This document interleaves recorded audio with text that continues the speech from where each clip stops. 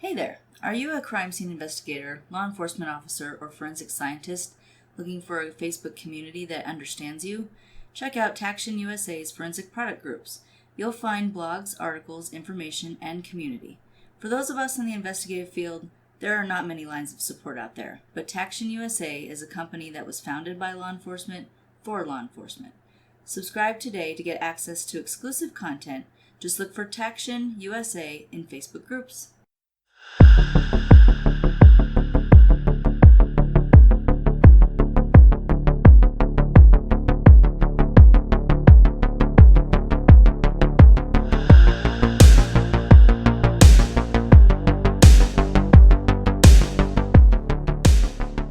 Hello, everybody, and welcome once again to your favorite true crime podcast, Crossing the Tape, with me, one of your hosts, Brendan, and my co-host and lovely wife, Hillary. Now, today we're bringing you part 2 of a story of deceit in canoes. But first, sign the crime scene log, and let's recap last episode. Now, we know that there's a fella named John Darwin, his wife Anne. They have 2 now adult children. He's tried a few different schemes after retiring as a teacher. Currently works as a officer at a prison. Nothing's really kicking up the cash that he wants to build up. So they start dealing in a little bit of real estate. And that becomes a lot of bit of real estate. Yeah. As they end up with 12 properties and debt to match. Yes. So about $64,000 in debt. John decides one night to go for a paddle on his prized canoe. Heads out on the water.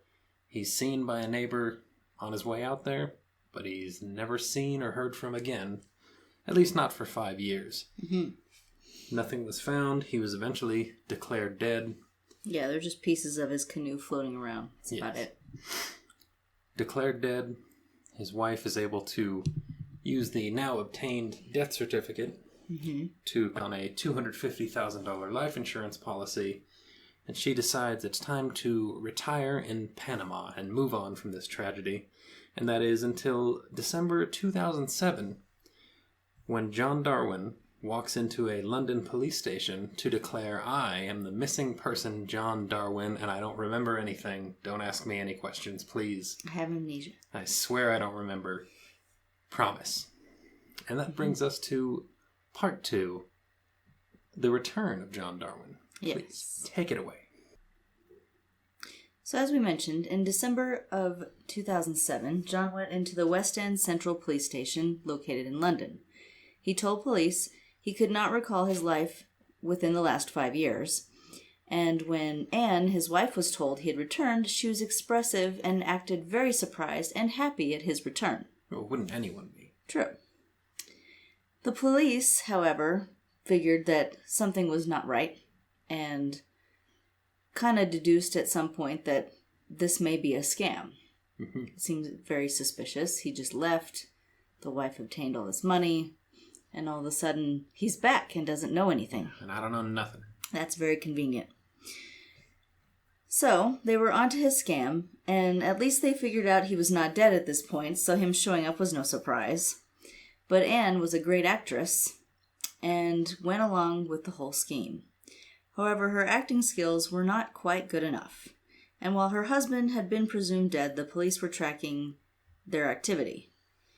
She had taken many foreign trips, put their home up for sale, and had moved abroad, and moved money around. You know, that was another red flag. I think in the initial part, they thought it was a little bit suspicious. Yes. So they started kind of paying attention to her and what she was doing.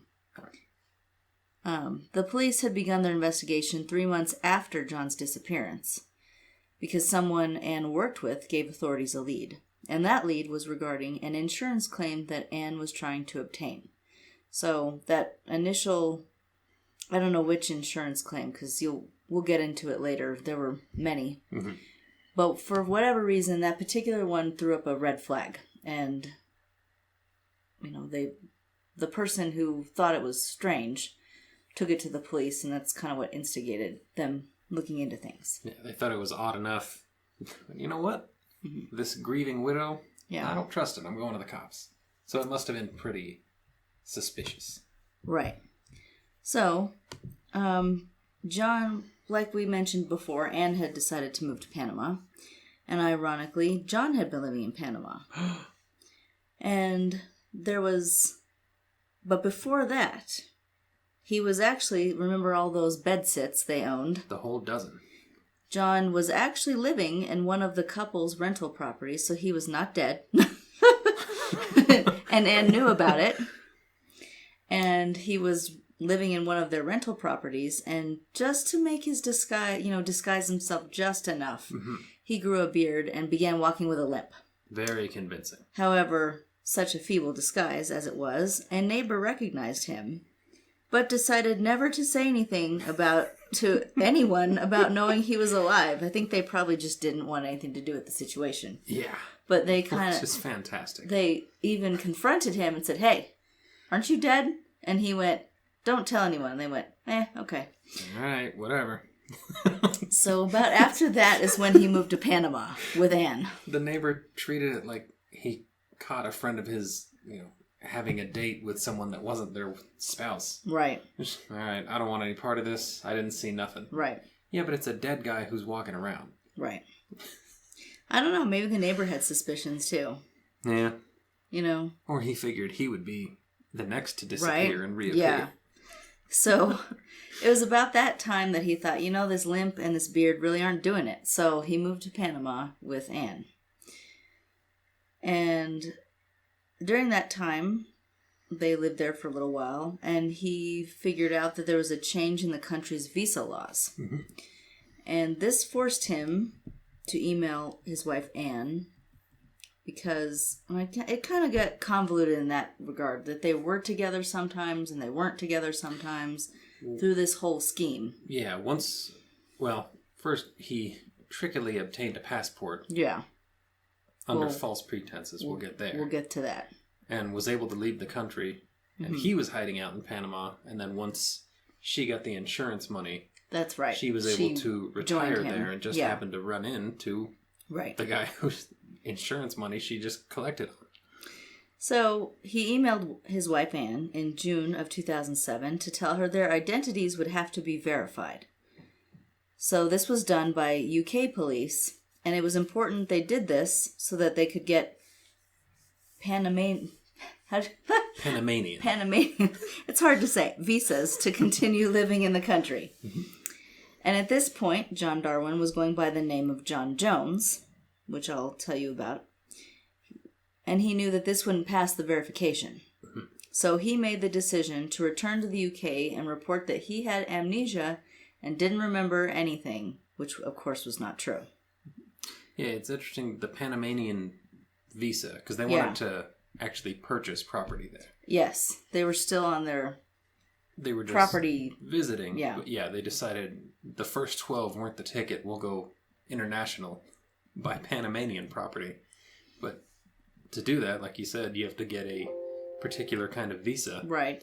And it had to be verified to make sure they know you're you. Yeah, you actually have to get a letter of good standing from your local law enforcement to say, well, they're not felons and you should be happy to have them in your country.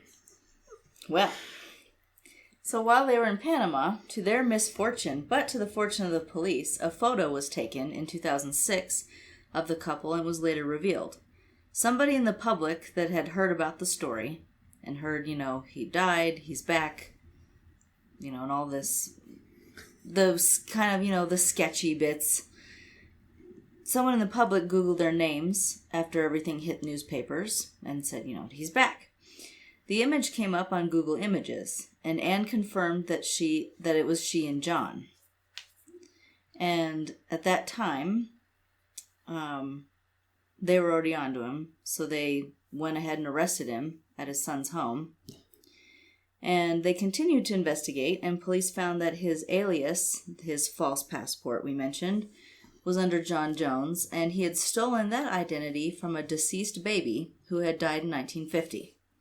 Which is a little extra gross. Yeah. He wanted an identity with the name John, so he wouldn't have to learn to respond to a new name, and roughly the same age. So he went to a cemetery, found something that matched, and somehow was able to get a copy of a birth certificate from the registrar's office. And it sounds like easily obtained a passport. Yeah. So this guy had no scruples. He, and this whole time, and we'll get into it more, but his wife knows. His wife knows, the sons don't, and that stinks for the son who was going to propose to his girlfriend, and everything was cut short. He had to rush home because Dad's missing. What happened? And when he first came back, the couple's sons were so excited to learn that, wow, he's alive, and, he's well. He can't remember things, but it's a miracle. Our family's whole again. Only to find out that their parents had lied to them all of those years. And they had even issued a statement at one time to the press stating that they were victims just as much as everyone else who was part of his schemes. And eventually they did cut off any relation to their parents, which I would too. Yes. So, during the time that he was gone... Yeah, before his Panama. It was rumored that he had an affair with a woman in Kansas. And while he met her while he was living in the rental home, that's when he played all the online games. He passed the time hiding out, being dead. Right. And playing online games. And we both saw, articles about he would flirt and tell people he was a widow, and he was really gross. But, he would meet these women through these online games. And though this particular relationship was never truly confirmed that it was anything other than a business relationship, we'll kind of get into. I don't think they ever did anything. No, it sounds like it never got romantic. No, but he attempted to conduct another con by encouraging a woman he met to buy an equestrian business. And he gave her $50,000 and said, if you open this, then you can run it and we'll split the profits because it's going to be great like all my other business deals that aren't. Yeah. This is the one, I swear. This is the one. This isn't the gnomes again. We're going to make some real money. But when it was all said and done, she made off with the money and the business, and he didn't get any piece of it. He basically gave that woman $50,000. And, I kept reading things that, he was so careful except for this one time. I really don't think so. He wasn't that careful. He did get lucky. He got the passport without much trouble. Right. But he's just kind of... He seems like a bumbling... He's kind of bumbling around like he's Mr. Magoo of frauds. I don't know. Debt starts stacking up. Let's go to the bank. We'll get another loan and we'll buy 2 more. Right. Dude, it's not working. Right. So, this woman, when he gave her the $50,000, put all of the money into a joint account that she shared with her husband. That should have been a red flag to him, given they were business partners, quote unquote. So, John actually flew to Kansas, and I don't know. It was never really confirmed, but everything I read mentioned they were kind of trying to have a romance, but I kind of think on her end, she just went with it because, hey, he gave me $50,000. Yeah, he gave her the $50,000 so she could make the land purchase in her name because he didn't have all his papers in order. So he flew out there, and they both realized that they weren't attracted to each other, and their photos were not like they had. They did not look like their photograph. They were both misled. Right. But the woman ended up keeping the farm and, as I said, didn't give him any of his money back. And all this to say that Anne found out about it all. She found out about the big purchase. He told her, which I thought was $50,000 gone. Which I thought, what? I mean, she was furious about it, and then she found out about the woman, and the woman in Kansas, her name was Kelly. In one statement, she described him as creepy. So with their situation, he told her, well, our business arrangement is not going the way that I wanted, so I need you to give me my money back. And she refused. Right. Which isn't the right thing to do. No. But it's hilarious because everything he's doing is based in fraud, so he doesn't really have a leg to stand on. No. He can't take her to civil court under a bogus name and try to get it. No. So he resorted She probably realized that, too. Yeah, she probably knew he was a fraud and said, I bet nothing happens if I just keep this 50 G. Right. He resorted to sending her threatening letters, insisting that he knows people in the New York mob, and they have pictures of her and her daughter, and some things are going to happen if you don't send my money back. I don't think she believed him. And she didn't send the money back, and nothing happened. Right. So good for her. Yeah. It worked out. She made 50 G's fleecing this clown. Right. So, all that to say, through the time he was missing, he was constantly trying to cheat on his wife. And he did end up cheating on her, and one of them, he's kind of conned his way into visiting somebody in New York. And that's where he met the mobsters. Probably is what he thought. But Anne had enough finally when she found out that John was trying to sleep with other women and that he was telling them that she was dead. God. So not only was he cheating on her, but he was saying, well, I'm a poor, lonely, widower. In truth, he's the one that's dead. Right. But he's saying that she's dead, and she just had enough of that. So she caught him cheating. He confessed to having an affair also earlier when they were married, as we mentioned in the first episode, with their son's boss. Yeah.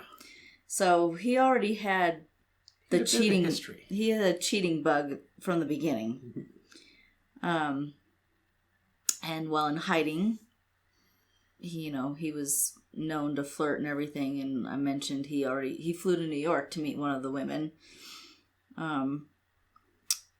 And when that didn't work out, he started just communicating with several women online, I'm sure. Online, and his whole premise for everything was just begging them for sex. Woof.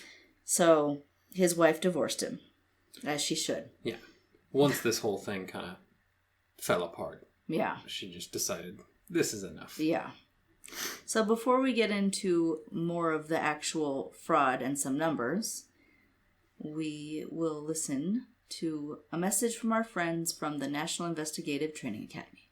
If you are looking for a career change or to expand your knowledge in an already established one, look no further than the National Investigative Training Academy. The National Investigative Training Academy, or NITA, N-I-T-A, has well over 100 courses with 70 professional development ones alone. NITA is constantly adding to their course catalog, and courses are focused on private investigation and security fields. Whether you would like to become a private investigator or you need continuing education for your investigative or security career, the National Investigative Training Academy is for you. All courses offered are 100% online and do at your own pace. Once completed, you will receive a certificate in that course. Sign up today at investigativeacademy.com. Make sure when you sign up for your courses, you mention we sent you there. We encourage you to get the best investigative and security training possible today. When you sign up, mention our brand ambassador code, BA2367. That's BA2367, and you can find those courses at investigativeacademy.com. Look for links in our show notes as well. In 2007, John was charged with insurance fraud and illegally obtaining a passport, and Anne was arrested as well in the Manchester airport and detained. She later faced 2 charges, which were obtaining £25,000 and £137,000 deceptively. In American money, that is around $31,715 and $173,798. So over $200,000 illegally obtained. So later, in mid-December, they were both charged with obtaining funds deceptively. And in January of 2008, the couple were taken back to Hartlepool Magistrate Court for additional charges. John was looking at additional charges for the money they received, and he had also a few separate charges for the obtaining the passport wrongfully. Both John and Anne were charged with obtaining funds from another scheme involving his teacher pension and from the Department for Work and Pensions. These amounts were £25,186 and 58,845 pounds, as well as another 4,200 pounds total. They were held in custody until their next court appearance, January 18th. Right, because she was able to collect on his pensions as the beneficiary. So, so they were defrauding that way also. Ugh. So after a few more court dates, on March 13th, John admitted to 7 charges of illegally obtaining cash, and he admitted to his passport crime. He did deny still 9 other charges regarding the use of criminal property, and though he denied them, they were still kept on file. And I had read something that his lawyer wanted them expunged. Right. But they were like, no, we're gonna keep those even if you're not charged. Yeah, so that was kind of like a plea that he took, that he admitted to a couple things and wasn't convicted or formally charged, but court records will still show those other 9 things were part of the case. Right. So Anne denied 6 charges of deception and 9 of using criminal property. So the difference we'll point out now, which you'll find out later based on sentencing, is that John knew the jig was up and just said, you know what, I did it. Doesn't make anything he did right, but at least he admitted it. Some of it. But Anne, she kept fighting and saying she didn't know, and she went into, She maintained she did nothing wrong. Right. And we'll go into a little bit of what her defense was. Mm-hmm. But I did read one thing, that anytime she spoke, none of the police wanted to have anything to do with her because she was just a habitual liar. Yeah, I could tell it was all just cover up, and she's trying to CYA. Yeah. So, sentencing finally arrived in July of 2008. They were both convicted of fraud. John was sentenced to 6 years and 3 months in prison. He was convicted of obtaining and using the illegal passport also. Anne was sentenced to 6 years and 6 months. Both attempted to appeal the charges, but they were denied, and all funds they obtained were taken. John was released on probationary terms January of 2011, and Anne was released March of that same year.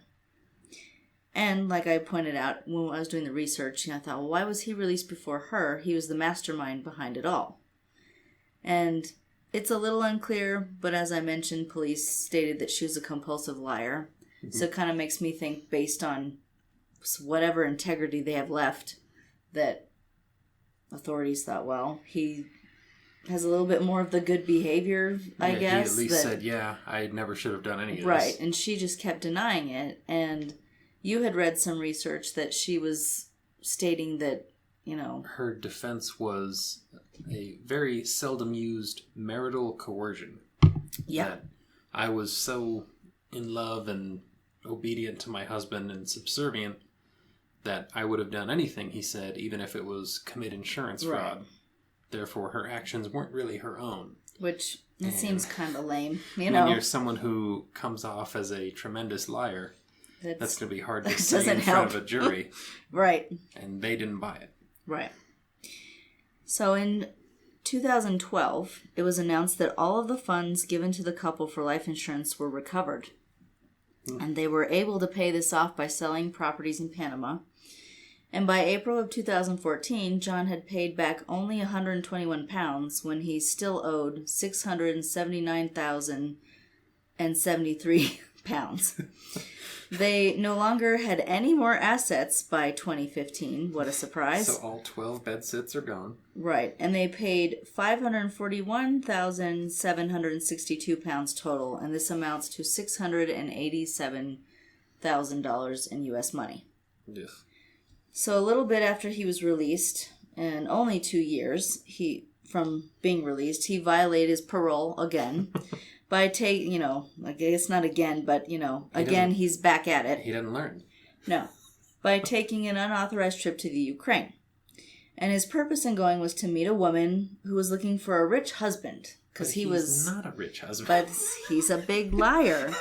And he came across her on a foreign bride site, and she was very upfront that she wanted a rich man, and that was about it. He said, oh, well, that's me. Mm-hmm. So when he met her, he bragged that he was highly sought after by other women, assuming, I would guess, that he was telling her all this because, that would prompt her to, oh, well, he's sought after. I better keep this one. However, it was a big turnoff, and she never saw him again.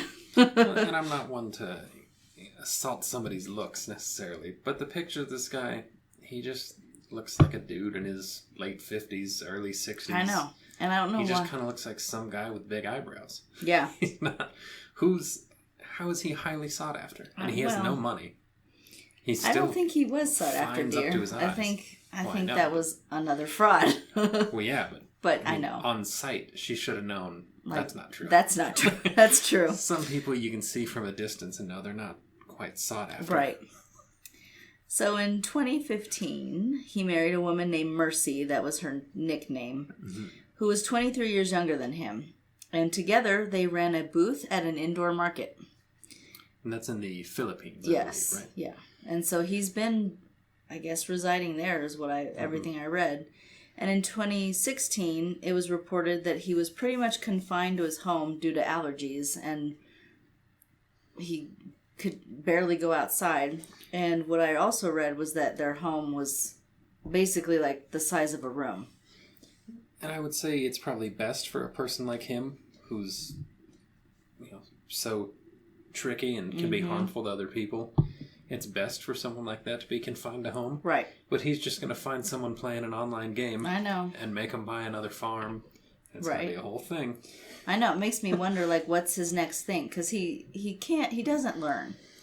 He took 64,000 pounds in debt and spiraled that into a few years of goofing off, and now it ballooned into 700,000 pounds in prison fines and repaid everything they had to pay back and lost everything. It's terrible. And to me, I don't know. It kind of I think part of his personality is, deceptive, obviously, manipulation, those tactics. But it also makes me think he's not very intelligent. No. He is, but he isn't. He's got grand schemes, but he has potential, but he doesn't apply himself. Well, and the fact that what unraveled this whole thing, I mean, I can't believe he was so dead set on we need to own property in Panama. Right. That I have to go back to the UK. And tell them I'm not dead. He could have just moved. Declare me undead. He could have just moved to somewhere else. Yeah, he could have just tried something else, or just put it all in Anne's name. Yeah. She's still alive, by all accounts. Yeah. But he decided, I'm going to have to go back get a letter of good standing from the government that says I'm no longer dead. Well, and then their photo together. Exactly. That's what unraveled the whole thing. They allowed someone to take their picture. It was on a real estate website. It was visitpanama.com or something like that. Encouraging tourism and bringing in foreign people. And I watched a docudrama on this, and that was one of the main scenes. Was they built that up in the series because that was what unraveled it all. But yes, it was you're the cute foreign couple that you can get other people like you to come to Panama. We want to have your testimonial on our website about how great our service is. Yeah. And the person that found it wasn't even the police. No. It was just someone who Googled John and Panama. It's something we would do. Yeah. It's something we would do. It's the first thing we would do. Yeah. You hear a news story, go, I need to know more about this. And then there it is. Into Google. And that's where stealing the identity of another John came back to bite him. Because if he was Dave, no one's looking for Dave and Anne in Panama. I thought that was stupid, too. Well, I guess it's good for you to know the name when someone calls it, but... John, if you introduce yourself to someone as John, John Darwin, who died years ago. I know, that's what I thought. Nah, different John. Don't you see my beard and my limp? But I didn't get him the same day. Because it all fell apart. Because someone Googled his name in Panama. Here they are last year. Right. Looking at properties. And now he's alive again? I feel the most sorry for the sons, though. It's terrible what they did to them. The wife knew the whole time. Maybe they decided we're going to go through with this terrible scheme, but we got to keep the kids in the dark for their own benefit. I think that's exactly what the mindset was, but... But at the end of the day, They shouldn't have done the scheme. No. And then their two sons thought Dad's been dead horribly and tragically, lost at sea. Lost at sea. Poor mom, she has no closure. For 5 years. Yeah. And they're doing their best to support their mother. One of them had to cancel his proposal, his engagement, to rush home and be with his family. And it was all just because, well, we figured this way we could pay off the bed sits. And when he was lost at sea, he was out there for a little while, paddled ashore, and drove him to the bed sit. And they pushed the canoe back out on the water so it would be found later. Disgusting. Yeah. And it didn't work. And didn't work. All of that mess, what a waste of time. Although, according to some sources, his new, younger wife in the Philippines has been taking care of his expenses for him. I read that too, that he was living off of her money. Yeah. And he still gets a little pension, which I'm shocked. I'm amazed. But I think it's more like Social Security. Probably. That's I don't think it's his teacher pension. I think it's that's probably all been seized a for his small fines. check. Yeah, it's I think all garnished. Small check. And they've got their indoor market, so... And according to the new wife, she knows what he did, he knows what he did, and he doesn't need to be reminded of it anymore. So here we are, reminding you all of the schemes of John Darwin. Hope you enjoyed. We do thank you for joining us, and we're going to take a short break for the holiday season, as it's here, as you're hearing this. Spend time with your family, or don't, if it's more fun that way. But we thank you for joining us here on Crossing the Tape. Please sign the crime scene log on your way out. Stay safe, and we'll see you next year. So long.